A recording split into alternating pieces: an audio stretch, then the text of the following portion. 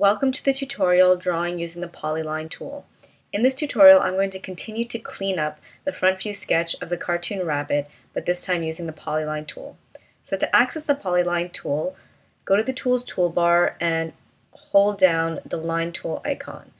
You'll notice that the Polyline tool is the last menu item in the list. You can either select it from this list, or you can use the keyboard shortcut Option P on Mac or Alt P in Windows. So let's begin to trace.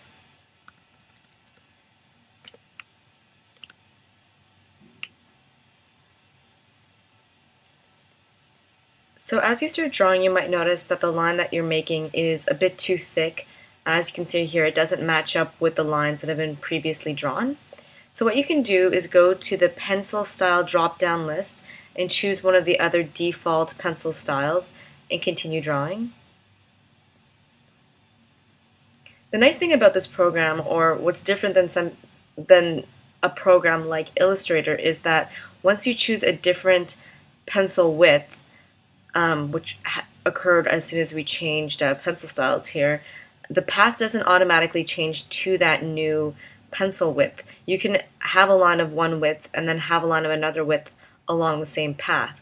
However, the moment that you click off the path and then select it again, you'll see that this path has now actually been cut into two separate parts. But you don't have to worry about this too much, because as long as the shape is closed, even if these two lines are disconnected, you'll still be able to fill this shape with color. So that's not an actual worry.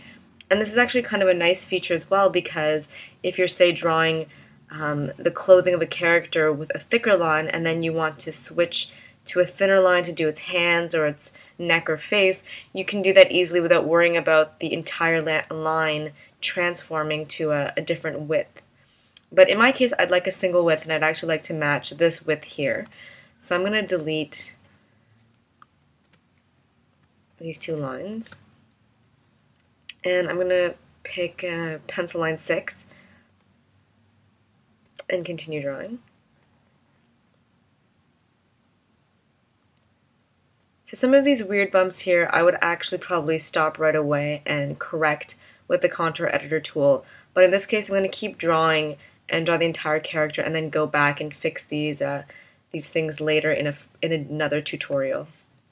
So as I bring my cursor to the first point that I drew, you'll see that there's a plus sign. And what that means is that as soon as I click and continue this path is now a closed shape, and you can see that by the red dot here. But unlike programs like Illustrator, there still are two points that exist. It doesn't connect it physically as one shape, but the red dot allows you to know that this is a closed shape for coloring. And in fact, you can still continue drawing with the same continuous line, unlike Illustrator, where once it's a closed shape, it's almost like it detaches and the next point you draw would start a completely different shape.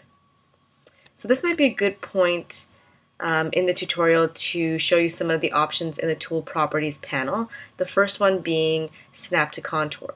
So I'm going to turn that on, and what that's going to do is, as I bring my pen towards another contour line nearby or somewhere in the drawing space, a white circle appears beside the Polyline tool cursor.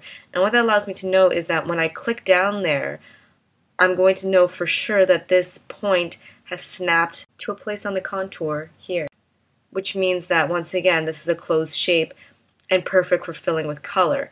If you don't have that snap to point and you draw a point, or you click where you think is overlapping with this other line, you might find out later as you start coloring that in fact those lines aren't touching, and then this shape area is not fillable.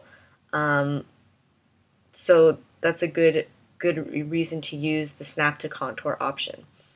So what we can do at this point, because this red dot is still activated, if I want to start drawing over here now, what's going to happen is that this line is going to cross the collar, which is what I don't want. I actually want to detach this, kind of detach myself from this point and start drawing again from this side of the collar.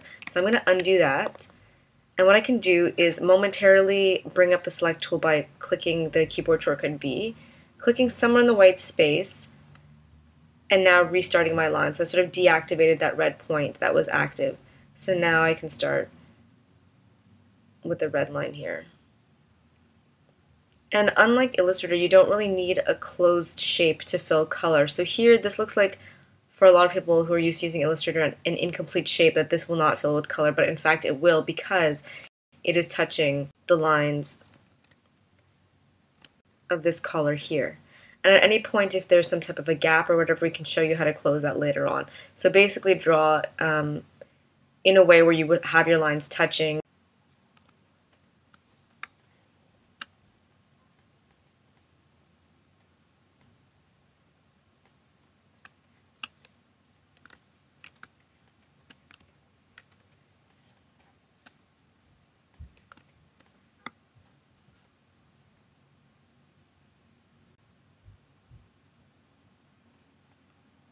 Another way to detach your lines to let you know as well, besides using the select tool to click away from your line, is to actually go back over the point you were drawing. So you see an X that appears beside the cursor of the pen tool. So as soon as I click down there, the next point I'm about to draw will no longer be a continuation of that point, but it'll start a new path like that. Like that. Which is good to know.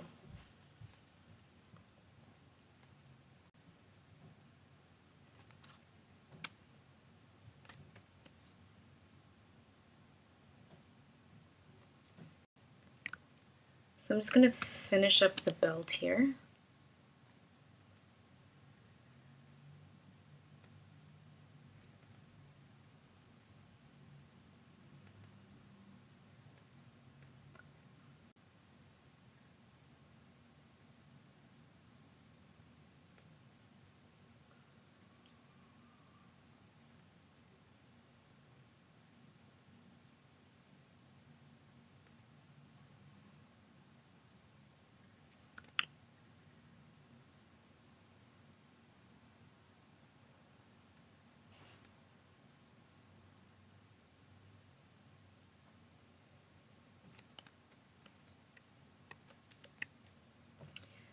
So that's it for the tutorial drawing using the Polyline tool. I'm going to show you how to clean this up using the contour editor tool if you stay tuned for the next tutorial, reshaping a drawing using the contour editor tool.